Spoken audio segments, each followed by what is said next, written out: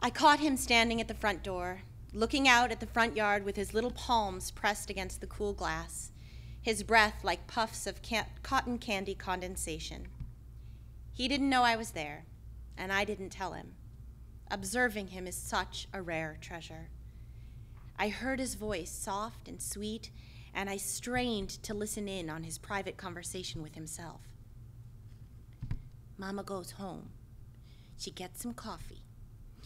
She does a little bit of laundry, a little bit of work, and then she comes back. He has not been taken to preschool the way we had hoped. The school has me on speed dial, and I hear him crying in the background that he wants to come home sweet home.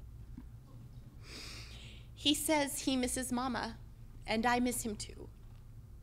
Sometimes the right thing to do is take a deep breath and be brave, I tell him when I pick him up. He has made me what is easily the greatest paper plate pilgrim hat known to mankind. I put it on the mantle, and I tell him how proud I am of him, and he beams with pride. But the next time we head to school, he cries and begs to stay home. He asks what I do while he is at school, and I tell him, assuring him that I absolutely do not have any fun without him. Mama goes home. She gets some coffee. She does a little bit of laundry, a little bit of work, and then she comes back. I smile, listening to him repeat his calming mantra, reassuring himself of what happens at home while he is gone.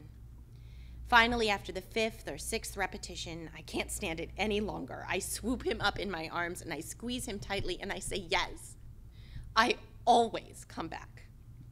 He wraps his arms around my neck, giggling, Mommy comes back. She always comes back. I put my forehead to his and I say, yes, baby, I will always come back. I say a quick little prayer that I will always be there for him, and we hold each other tightly, him giving the weight of his little body over to me. He whispers in my ear, Mommy comes back. She always comes back.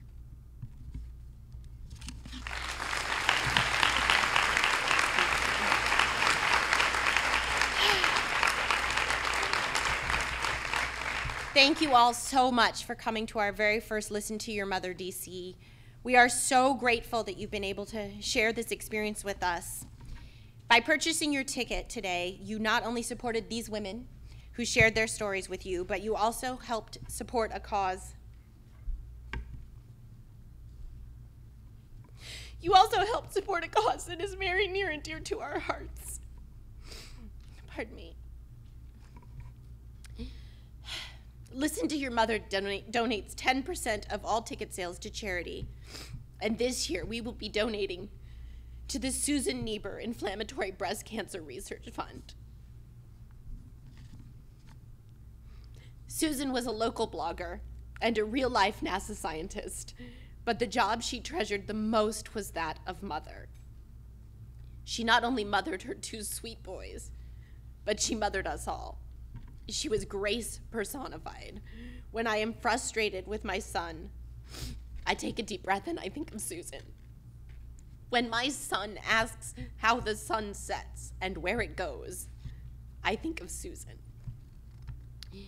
Instead of turning inward when she was diagnosed with inflammatory breast cancer in 2007, Susan began to educate us all, and she took us with her on her journey.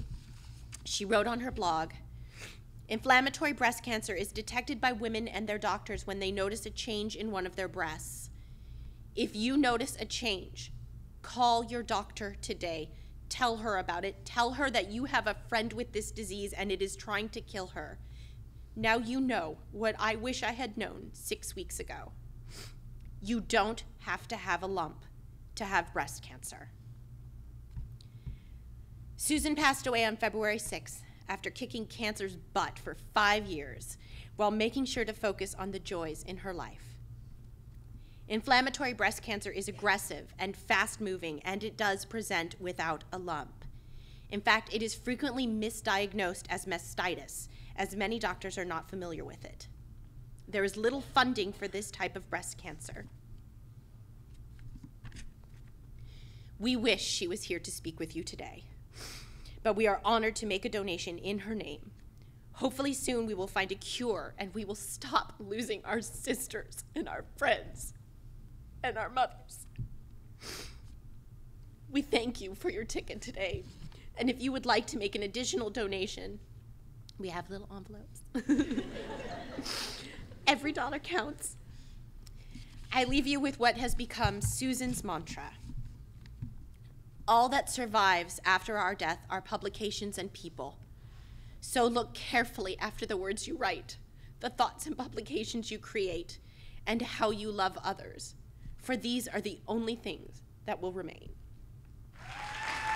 Thank you again.